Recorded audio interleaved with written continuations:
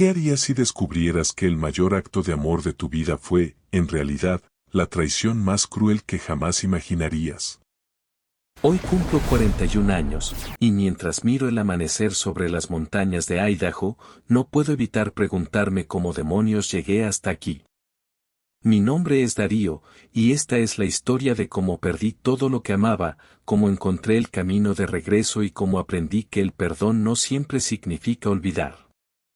Hace 4 años, mi vida era un sueño que resultó ser una mentira. Tenía un taller mecánico próspero, una casa en los suburbios de Long Island, una esposa hermosa y una hija que era mi razón de ser. O eso creía. Mi esposa, Valeria, me engañó con mi primo Mateo, el hombre al que consideraba mi hermano. Y mi hija, Estrella, me odiaba porque él era su padre biológico. Durante 15 años crié a una niña que no era mía, y cuando descubrí la verdad, mi mundo se derrumbó como un castillo de naipes. Pero esa es solo la superficie. Lo que realmente duele, lo que todavía me quema las entrañas cuando estoy solo con mis pensamientos, es que mientras yo me esforzaba por ser el mejor padre, el mejor esposo, ellos estaban conspirando a mis espaldas. Y ahora, después de tanto tiempo, estoy tratando de reconstruir los pedazos que quedaron esparcidos. Conocí a Valeria cuando tenía 18 años. Yo era un pandillero, metido en problemas desde los 13. Mi abuela, doña Carmen, me arrastraba a misa todos los domingos a regañadientes, y fue allí, entre bancos de madera y olor a incienso, donde la vi por primera vez. Era una chica de iglesia, con una sonrisa que iluminaba todo el recinto. Para mí fue amor a primera vista. Le pedí a mi primo Mateo, que era amigo de ella, que me presentara, pero se negó. No quería que la arruinara, dijo. Y tenía razón, porque en ese entonces yo era un desastre andante. Pero algo en ella me hizo querer ser mejor. Me quedaba cerca de los escalones de la iglesia solo para hablar con ella, la acompañaba a casa todas las tardes. Valeria me hacía sentir que no era inútil, que había esperanza para alguien como yo. Empezamos a salir, y durante año y medio, me alejé de la vida de pandillas. Y obtuve mi certificado de bachillerato, me volví asistente regular a la iglesia y empecé a soñar con un futuro. Hasta que el pasado me alcanzó de nuevo. Fue en una tienda de barrio. Me encontré con un tipo con el que solía tener problemas. Traté de ignorarlo, juro que lo intenté, pero cuando me apuñalaron por la espalda, perdí el control.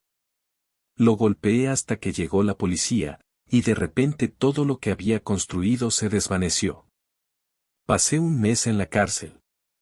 Valeria estaba furiosa, mi abuela me recordaba constantemente mis errores del pasado, y Mateo decía que sabía que nunca cambiaría. Pero mi abogado defensor, un tipo joven con ideas brillantes, vio que estaba tratando de mejorar. Me consiguió la libertad después de 30 días. Valeria me visitaba casi todos los días, a pesar de su enojo. Y un mes después de salir, descubrí que iba a ser padre. Eso cambió todo. No quería que mi hijo tuviera un papá muerto o en la cárcel. Me casé con Valeria, fui a una escuela de comercio para ser mecánico y me esforcé por construir una familia. El día que nació Estrella fue casi el peor de mi vida. Valeria no dejaba de sangrar, entró en shock y tuvieron que hacerle una estomía doble. Estuvo hospitalizada durante meses, y la pequeña Estrella se convirtió en mi mundo. Durante esos meses, aprendí a ser padre. Le daba el biberón, la cambiaba, la mecía para dormirla. Era un trabajo agotador, pero cada vez que veía sus ojitos mirándome, sentía que valía la pena. Cuando Valeria salió del hospital, le prometí que nuestra hija tendría una vida mejor que la nuestra. Y durante años cumplí esa promesa. Ahorré suficiente para mudarnos a los suburbios, nos convertimos en propietarios, fui líder de las mujeres exploradoras, pueden creerlo, y me aseguré de tener modelos masculinos a quienes imitar. con los años, abrí mi propio taller. Mateo se convirtió en pastor, mi abuela seguía siendo un dolor de cabeza, y mi relación con Valeria era más fuerte que nunca. O eso creía. Estrella creció siendo una niña feliz. La llevaba a clases de baile, a equitación, a campamentos. Para su 13º cumpleaños, hicimos una fiesta enorme. Ella sonreía en cada foto, y yo guardaba esas imágenes como tesoros. Pero la adolescencia llegó, y con ella, el distanciamiento. Se volvió irrespetuosa, contestona. Yo, con mi temperamento, tenía que contener la ira que bullía dentro de mí. Mi abuela decía que era normal, que los adolescentes pasan por esa fase. Así que fui a ver a Mateo, mi confidente, el padrino de Estrella, el hombre al que consideraba mi hermano. Le conté mis miedos sobre ser un mal padre, mis dudas. Él me escuchó, me dijo que simplemente la dejara ser y rezó por mí. Nunca imaginé que ese mismo hombre estaba escondiendo el secreto más oscuro. Estrella cumplía 15 años y quería que su fiesta fuera inolvidable. Pero ella se negaba a tomar fotos conmigo. La última vez que habíamos sonreído juntos fue en su cumpleaños número 13, y esas fotos estaban en su tablet rota. Tomé esa tablet y la llevé a reparar. Me costó $300, pero no me importó. Cuando la abrí, vi las fotos de mi niña sonriendo. Me sentí genial. Hasta que aparecieron los mensajes instantáneos. Era Estrella hablando con Valeria. No quería bailar conmigo. Eso dolió, pero como dijo Valeria, está siendo adolescente. Luego llegó el golpe final. Estrella preguntaba por qué tenía que hacer el baile padre-hija conmigo si yo no era su padre. Sentí que mi corazón se detenía. Me mareé, la boca se me secó. Valeria respondió que yo la crié, la amé, que eso me convertía en su padre. Pero Estrella insistió, Mateo era su padre, no podía esperar a cumplir 18 para decirme la verdad, que me odiaba. Valeria la maldecía, diciendo que fue un error que Mateo le dijera la verdad 2 años atrás. Mi esposa me había mentido durante 15 años. Mi primo, a quien confié mis problemas, no solo se acostó con ella, sino que me hizo criar a su hijo. Quería lastimarlos. Sentía una mezcla de rabia, tristeza y dolor que no podía describir. Quería gritar, llorar y morir al mismo tiempo. Para no hacer ninguna tontería, le dije a Valeria que necesitaba concentrarme en el trabajo para pagar la fiesta. En cambio, conduje a Manhattan y busqué a mi antiguo abogado defensor. Para mi sorpresa, ahora tenía un bufete elegante. Le conté todo, le di la tablet. Los mensajes seguían llegando. Esta vez, Estrella hablaba con Mateo, y él le decía que me diera una oportunidad. Pero ella respondía que él también había estado ahí, que tenían tanto en común, y lo llamaba papi. Revisamos nuestras opciones. Quería ir a fondo, arruinarlo todo. Mi abogado me preguntó varias veces si estaba seguro, y asentí. Tenía que ser antes de la quinceañera, en 2 semanas. Puse mi negocio en venta en secreto, llamé a la escuela privada para no pagar el próximo año, cerré las cuentas universitarias de Estrella, y preparé la casa para venderla. Las 2 semanas siguientes fueron un infierno. Cada vez que besaba a Valeria, cada vez que hacía el amor con ella, tenía que reprimir las ganas de gritarle. Ella sabía que estaba criando al hijo de otro hombre, y aún así me miraba a los ojos y me decía que me amaba. Mateo seguía viniendo a casa, dando sermones, ofreciendo consejos. Y yo sonreía, apretando los puños bajo la mesa. Mi abuela notaba mi tensión, pero la atribuía al estrés de la fiesta. Seguí las instrucciones de mi abogado al pie de la letra. Solo hubo una cosa en la que me desvié. El día de la fiesta, todo transcurrió con normalidad. Estrella sonreía, se divertía, y Valeria me preguntaba si estaba bien. Le mentí. Fue difícil, porque nunca le había mentido desde que la conocí. Llegó el momento del baile padre-hija. La llamé al centro del escenario. Parecía molesta, pero caminó hacia mí. Puse la música, y ella sonrió. Esa sonrisa me destrozó. Verla sonreírme durante años, querer ver esa sonrisa de nuevo, y ahora no la quería. Mientras bailábamos, la presentación de diapositivas mostraba fotos de nosotros dos. Hacia el final, aparecieron capturas de pantalla de sus mensajes de texto. El caos se desató. Valeria parecía haber visto un fantasma. Estrella miraba la pantalla, horrorizada. Mateo solo me miraba con miedo. Valeria corrió hacia mí, suplicando que podía explicarlo. Le dije que había solicitado el divorcio y que podía explicarlo en el tribunal. Le dije a Estrella que me había esforzado por darle el mundo y que ahora no lo merecía. Antes de salir, le advertí a Mateo que cada vez que lo viera, lo noquearía. Y lo noqueé. Las consecuencias fueron duras. Valeria y Estrella fueron a vivir con mi abuela. La familia de Valeria estaba avergonzada, su padre incluso se disculpó conmigo. Mi abuela tuvo la audacia de contarme la historia de Abraham y le dije que se largara de mi casa. Valeria vino a verme, llorando. Me dijo que fue un accidente, que cuando me arrestaron estaba enojada y Mateo la consoló. Dijo que solo fue una vez. Le pregunté cuánto tiempo supo que Estrella no era mía, y su mirada me lo dijo todo, desde el primer día. La eché de mi casa. El divorcio fue rápido. Mi abogado presentó todas las pruebas. La jueza fue justa. Eliminaron mi nombre del certificado de nacimiento de Estrella, y no tuve que pagar manutención. Más aún, el tribunal ordenó a Mateo pagarme $500,000 por todos los gastos en los que incurrí criando a su hija. Valeria me gritó, me suplicó, pero ya no me importaba.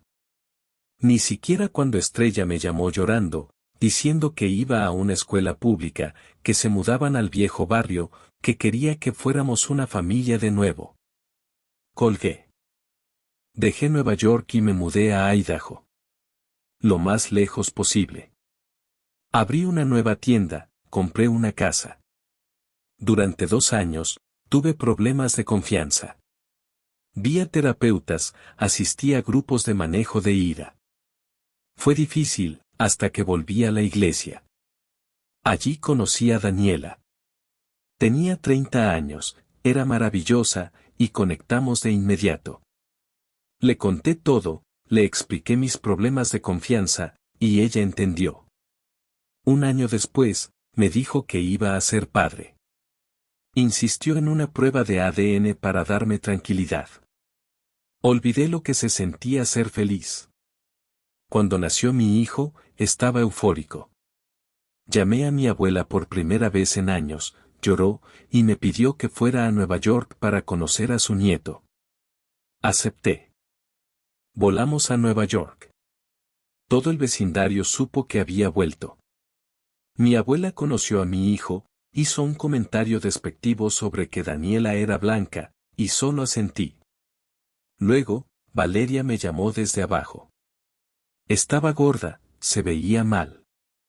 Me dijo que me extrañaba, que no había estado con otro hombre. Me dijo que Estrella había tenido un hijo a los 18 y lo había nombrado en mi honor. Me alejé. En el semáforo, vi a Mateo en un puesto de cuchifrito. Salí del coche y le di una paliza. Daniela gritaba, pidiéndome que parara. Cuando nos miramos, vi el miedo en sus ojos. Le escupí y me fui. De vuelta en casa, la ira volvía cuando estaba solo. Estrella me envió un mensaje con una foto de su hijo, disculpándose. No sabía si era sincera. Mi abuela y Daniela me decían que le diera una oportunidad. Envié un correo electrónico a Estrella. ¿Qué quieres?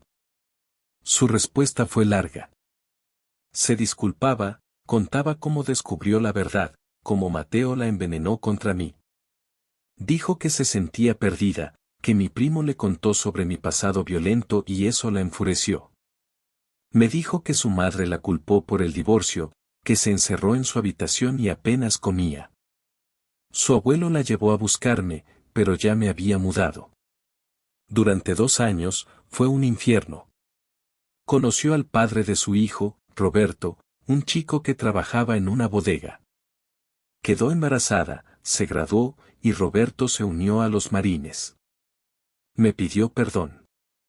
Me rompió el corazón. Llamé a Valeria para confirmar, y lloró al teléfono. Semanas después, en una sesión de terapia con Estrella, la psicóloga nos dijo algo que nos heló la sangre. En una sesión de hipnoterapia, Valeria había revivido el encuentro con Mateo. Había dicho no 2 veces, se había quedado congelada y luego suplicó que se detuviera. La terapeuta sugirió que lo que Valeria siempre llamó un error pudo haber sido en realidad una violación, y que su mente lo racionalizó como un momento de debilidad para protegerse del trauma. Esa revelación me destrozó. Durante días no pude dormir. Recordé cada vez que Mateo visitaba nuestra casa, y como Valeria siempre evitaba estar sola con él. Nunca lo noté, pero ahora todo era vívido. Me culpé a mí mismo, pensé que si yo no me hubiera metido en problemas, si no me hubieran arrestado, nada de esto habría pasado. Estrella tuvo ataques de pánico.